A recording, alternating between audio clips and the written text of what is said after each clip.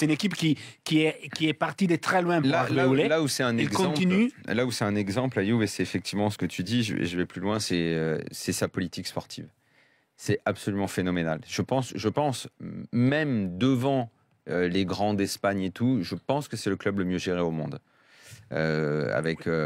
Sans avoir certaines recettes des centaines de millions par an par les sponsors, le marketing, avec ses dirigeants, etc. la hiérarchie de ce club-là, la famille qui dirige ce club, la façon dont on a choisi et gardé les joueurs que tu viens de citer. Je ne dis pas que c'est la meilleure équipe du monde. Non, je dis qu'aujourd'hui, dans sa gestion, dans son organigramme, ça devrait être un exemple.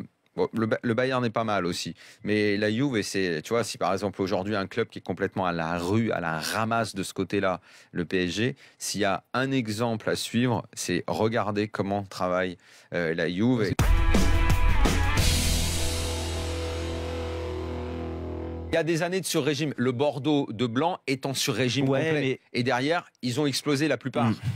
Il y a des équipes qui, sur un an comme ça, arrivent. Et c'est très bien, on ne l'enlève pas cette année-là. C'est pas une insulte, c'est pas un manque de respect. C'est déjà formidable de l'avoir. C'est déjà formidable de réussir à le faire. Tu vois, je sais pas, Johan Gourcuff n'aura plus jamais rien fait dans sa carrière. Mais une année, il a été champion de France, on s'en souviendra, il était le joueur de l'année. Voilà. Bon, ça n'a été qu'une année, mais c'est déjà pas mal d'avoir fait au moins une année dans ta vie. Mais il faut être juste lucide pour le comprendre. Monaco est en sur-régime cette année. Il y a une réussite qui est insolente. Non, mais déjà, je suis d'accord avec toi. Non, mais après, là, tu vas au-delà. Ce que je veux dire, c'est que beaucoup de joueurs, et il y en a très peu qui n'ont pas besoin du collectif.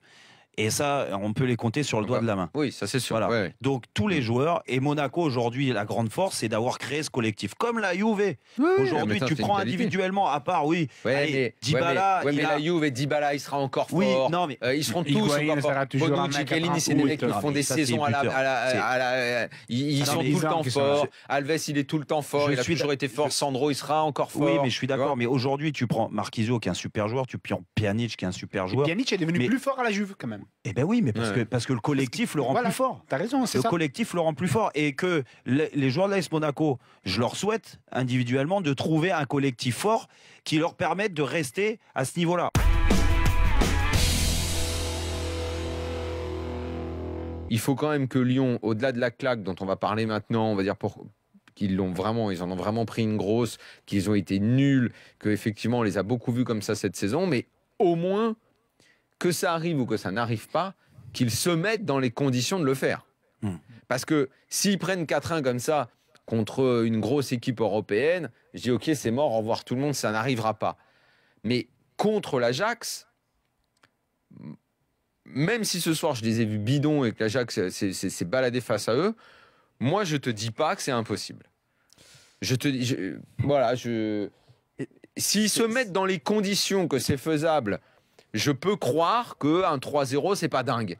C'est pas dingue. Parce que c'est l'Ajax, parce que ce sont des jeunes joueurs et que la tournure du match peut faire que si dès ce soir, Genesio se met dans les conditions de la faisabilité et que l'équipe y croit vraiment, je te dis pas qu'ils vont le faire, mais au moins qu'ils fassent au moins tout pour y croire.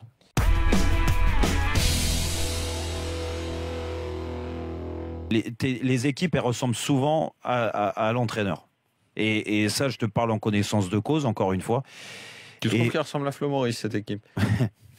Je sais plus qui est l'entraîneur, en fait, en gros.